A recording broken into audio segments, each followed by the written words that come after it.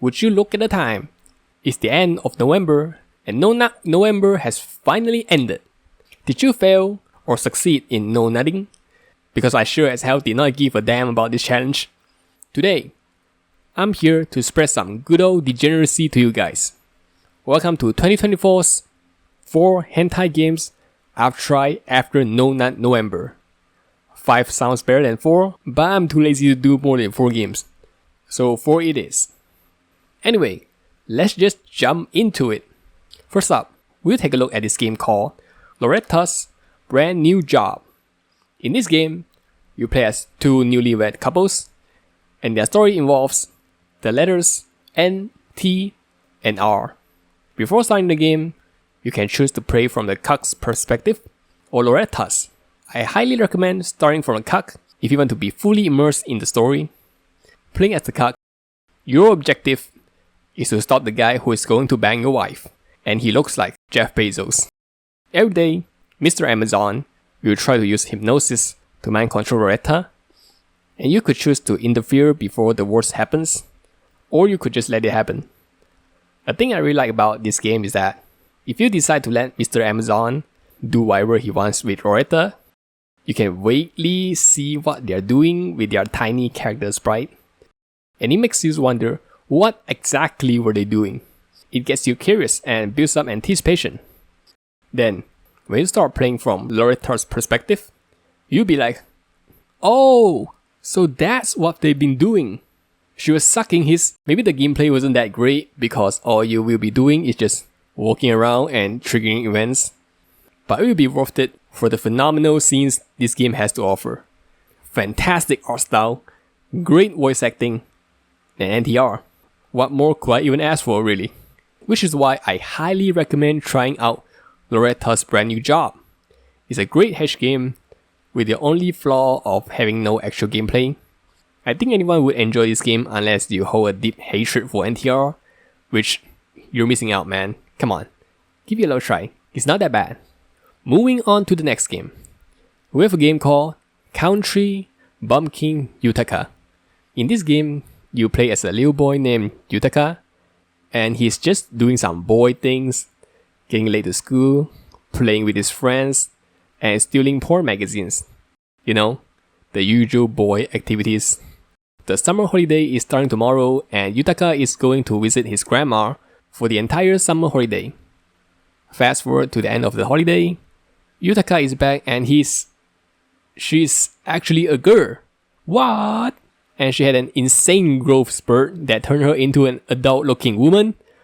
No way! Everyone in the town is just as shocked as I was, and the first thing they can think of after seeing her growth is to sexually harass her, because every single man living in this place is a scum. So the main goal of this game is to treat your sister's illness, an illness that make her super horny, and you have to explore the village to get the medicine, all while triggering H scenes along the way. Let's get one thing out of the way first. This game has a major problem, which is it yaps way too much. It took me around 15 minutes before I could freely explore the place, and I skipped the whole thing. I did not bother to read the dialogues, and it still took like 15 minutes. It would probably double that amount if I took my time to read it. This problem played the entire game throughout. Some scenes are really quick, bam, titty flash, and it's over. But some just goes on and on and on. It's quite a shame because I think all of the scenes in this game are pretty unique. Most of the scenes include Utaka getting taken advantage of by men because she's too gullible. I guess they don't teach sex ed in the countryside, huh? And no one is there to tell her to at least put on something instead of going out with just a tank top, braless even. Overall, I think this game is worth trying out if you're looking for something a little special. The art style is good, and it has unique scenarios. Just make sure to stay awake while reading all those dialogues. Next up, we have this game called Glory and Miserable Survivors, DX. I'm gonna be real with you guys here. This game is just a Vampire Survivors clone. However, having a similar mechanic as Vampire Survivors doesn't mean it's bad. 𝐻𝑒𝓃𝓉𝒶𝒾 is a perfect example of having the same mechanic, but also adding its own spin to it, and I actually prefer it over Vampire Survivors because of 𝐻𝑒𝓃𝓃𝒶𝒾. Come on, baby, kiss me. So, is this game fun? Well, the answer is no. But the H scenes are great, right? No. There must be a reason to put this game into this video then. No. I thought it looked cool, so I tried it out, and it turns out not that cool. The main objective of this game is just to survive for 20 minutes while fending off enemies that are trying to invade your keep. If that sounds boring to you, it is because it is pretty fucking boring.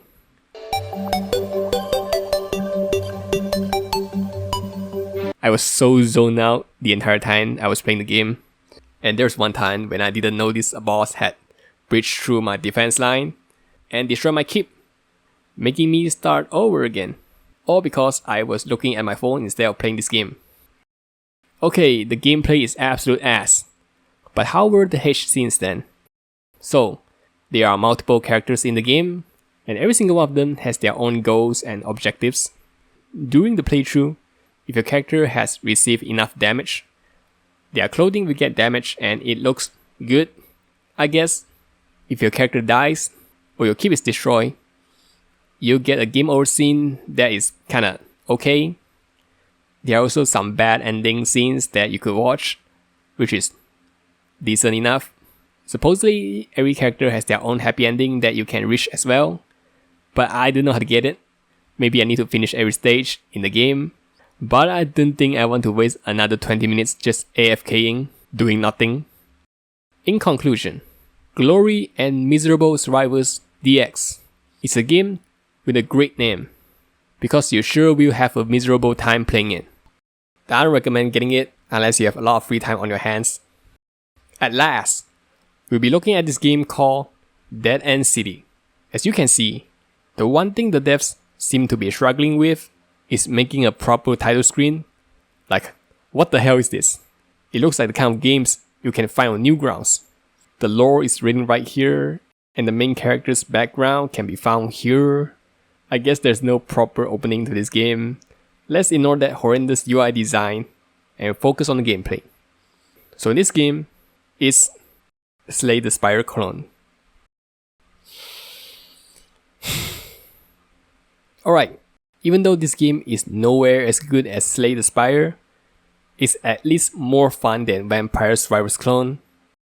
I did try to play the game instead of looking at my phone. Since there isn't much else to the gameplay, let's talk about the scenes then. It's actually really good. The art style looks great, and it's animated as well. But the best thing about it is definitely the voice acting. Man, I love this girl's voice. What's her name again? Kanna. I love Kanna's voice. カニ持ってきたんで買い取ってほしいんですけど。I don't know what is it with her voice, but I can't stop listening to it. Maybe it's because her voice kind of reminds me of Silverwolf from Honkai Star Rail. Anyway, I surprisingly like the scenes in this game a lot, and although most of them are pretty grapey, a lot of them have a happy ending.